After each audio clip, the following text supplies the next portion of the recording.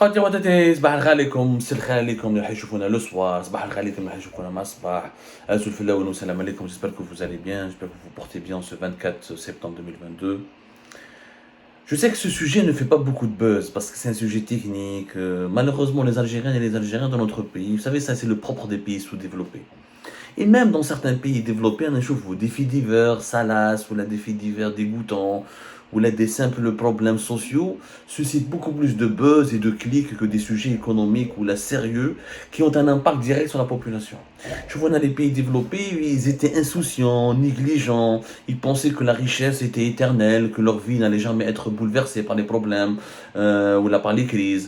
Depuis le début de la crise ukrainienne et le coût de la vie a beaucoup augmenté, on chauffe les Français, les Allemands, les Anglais, les Britanniques, les Espagnols, les Italiens s'intéressent de plus en plus aux problématiques économiques, enfin mobiler ce désintérêt pour les sujets qui ont relation avec l'argent public ou là, avec l'économie ou là avec la gestion des richesses nationales leur coûte cher. Parce que voilà, aujourd'hui, ils subissent de plein fouet une inflation historique. Dans notre pays, c'est la même chose.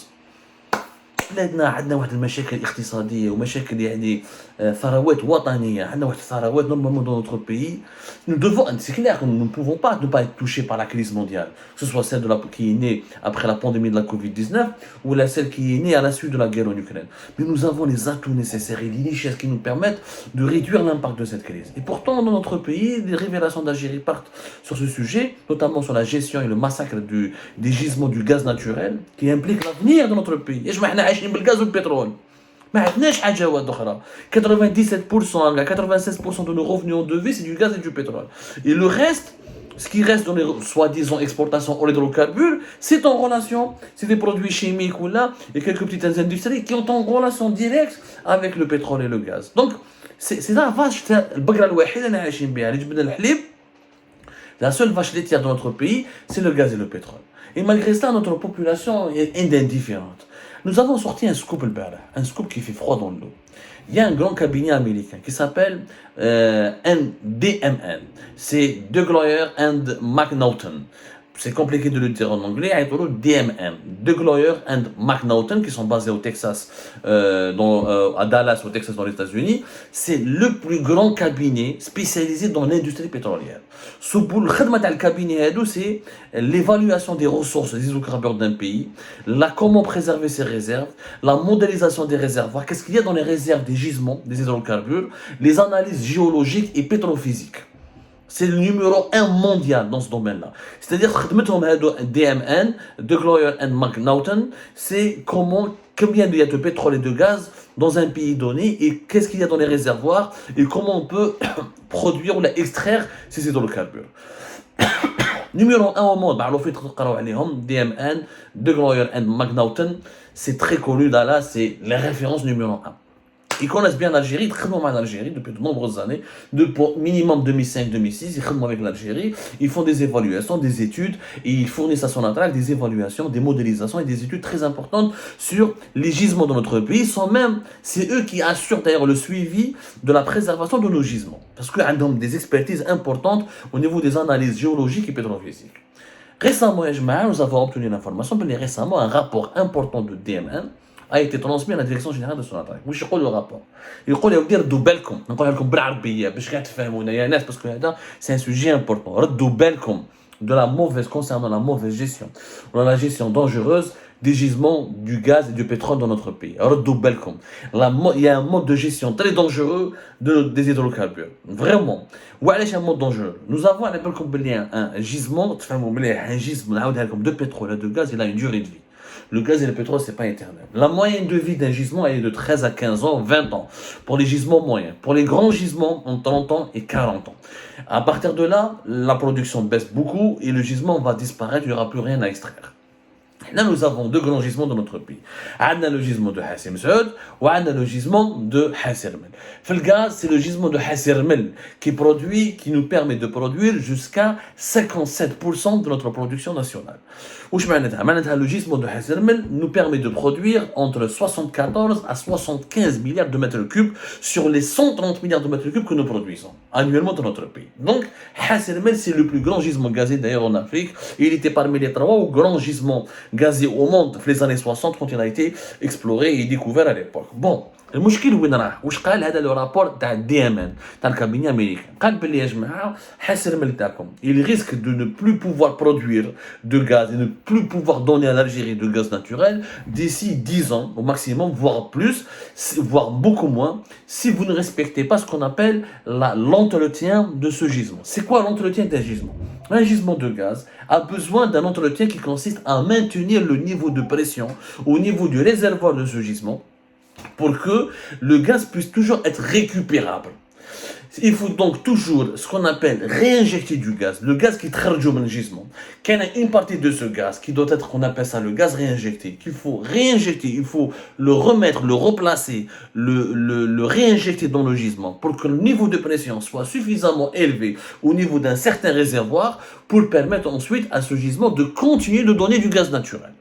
واش يقول le rapport تاع دي ام ان يقول لك باللي حسر من pour que vous puissiez pour que l'Algérie puisse continuer à l'exploiter d'ici 2030 minimum au maximum plutôt d'ici 2030 il faut réinjecter chaque année l'équivalent de 30 milliards de mètres cubes. يعني 30 milliards de mètres cubes doivent être réinjectés باش حسر من يقدر il peut produire 74 ou 75 ou 73 milliards de mètres cubes. Le quand me dis la méthode, quand tu n'appliques pas cette façon, cette manière d'entretenir et de sécuriser le gisement, ben là, le gisement la durée de vie sera réduite, la capacité de production sera réduite et il y aura un risque pour l'économie nationale. Parce que l'économie nationale dépend outrageusement de manière excessive des exportations des hydrocarbures, notamment du gaz. Nous sommes davantage un pays gazé qu'un pays pétrolier. باش نفهموا مليح entre le gaz naturel, نعطيكم les chiffres يا جماعه نعطيكم les chiffres يا ناس حنا نهضروا بالارقام entre le gaz naturel qu'on exporte via les gazoducs et le GNL c'est quand même 10 milliards de dollars. C'est plus de 10 milliards de dollars, c'est entre 10 et 12 milliards de dollars. Le pétrole, il nous rapporte, comme les chiffres, le pétrole nous rapporte qu'entre 8 et 10, donc la moitié vient du gaz. Et la part du pétrole diminue et la part du gaz augmente parce que nous produisons de moins en moins de pétrole, nous avons de moins en moins de réserves importantes de pétrole et nous avons de beaucoup plus importantes réserves de gaz naturel. Le problème, c'est que le rapport, il tire la sonnette d'alarme ou à lèche. Pourquoi il prévient la direction générale de Sonatrach? Parce que Sonatrach ne respecte pas les normes nécessaires dans l'entretien du gisement de Hasser Men. Au lieu de réinjecter les 30 milliards de mètres cubes par an, l'année dernière, Sonatrach a réinjecté uniquement 14 milliards de mètres cubes dans le réservoir du gisement de Hasser Men. Ou en 2022, elle a injecté à peine 10 milliards de mètres cubes. C'est-à-dire que nous ne sommes même pas à la moitié des quantités, des volumes de gaz qu'il faut réinjecter dans le réservoir du gisement de Hasser Men pour permettre à Hasser Men de rester en vie, de produire encore davantage. Et c'est pas moi qui le dis, c'est un rapport de DMN.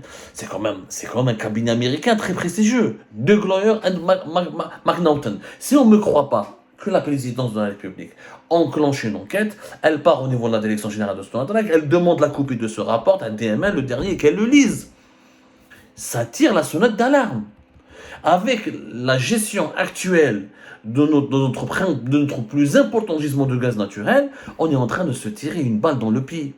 C'est-à-dire qu'on est en train de se faire du mal. On est en train de vraiment se faire du mal. C'est-à-dire qu'on est en train de se priver d'un apport de production important. وهذه المصيبة الكبيرة. راهي مصيبة كبيرة. إذا الجيزمون تاع حاسر المالي ينقص واش يصرالنا؟ تنفهموا باللي حاسر المال 57% de la production nationale, c'est 32% des réserves nationales. عنده encore autour de 900 milliards de mètres cubes. Si on ne réinjecte pas du gaz et on n'entretient pas le gisement comme le recommande le rapport du cabinet américain DMN, qu'est-ce qui va se passer? Concrètement, qu'est-ce qui va se passer? Il va se passer que la pression tonkos et on ne pourra plus accéder au réservoir et ça va être hyper compliqué, pour ne pas dire impossible, de récupérer le gaz qui sera enfermé dans le réservoir de gisement. Donc, on perdra 10 milliards de mètres cubes. Et 6 milliards de mètres cubes valent 10 milliards. Parce que chaque année, nous exportons moins de 30 milliards, entre 30 et 35 milliards de mètres cubes. Vous imaginez si on perd une centaine ou 200 à 300 milliards de mètres cubes. Ce sont pratiquement 10 ans d'exportation. 10 ans d'exportation pour l'Algérie, c'est l'avenir de plusieurs millions d'Algériens. C'est un sujet important, Yannis. Il faut se mobiliser autour de la protection des richesses nationales. Les Algériens paieront énormément leur différence, leur indifférence. Il y avait un grand intellectuel italien qui s'appelait Gramsci, qui avait dit un jour, l'indifférence est le point mort de l'histoire. C'est le point mort. Lorsqu'une population, lorsqu'un peuple est indifférent à son sort, ou il est indifférent à ce qui lui arrive autour de lui, il se condamne au malheur, il se condamne, mais vraiment, il se condamne au malheur et aux catastrophes. Il sera un peuple d'esclaves. Nous sommes trop indifférents par rapport à ce sujet. Ce n'est pas les généraux qui comptent, ce n'est pas Tebboune qui compte. Les généraux sont là, ils vont partir, Tebboune il va partir. Mais si on saccage nos richesses, si on massacre nos gisements, si on prive les générations futures de cette capacité d'exporter du gaz et de produire du gaz pour les besoins économiques de notre pays, là c'est un suicide. Quand on sera à 50 millions, quand on sera à 55 millions, un jour il y aura 60 millions d'Algériens. Après 2035, etc. Comment nourrir cette population? Comment acheter les armes pour notre armée? Comment créer des emplois? Comment faire fonctionner notre pays? Le gaz, c'est la richesse numéro 1 de notre pays. Cette richesse, elle nous permet de vivre. Il faut donc la protéger. Il faut la fructifier, certes, mais il faut la protéger. Il faut la sécuriser. Il faut tenir compte des conclusions de ce rapport américain. Il n'est pas encore tard d'agir, il n'est pas vraiment encore trop tard pour rectifier le tir. Il suffit juste que cette indifférence nationale disparaisse et cède la place à une véritable mobilisation.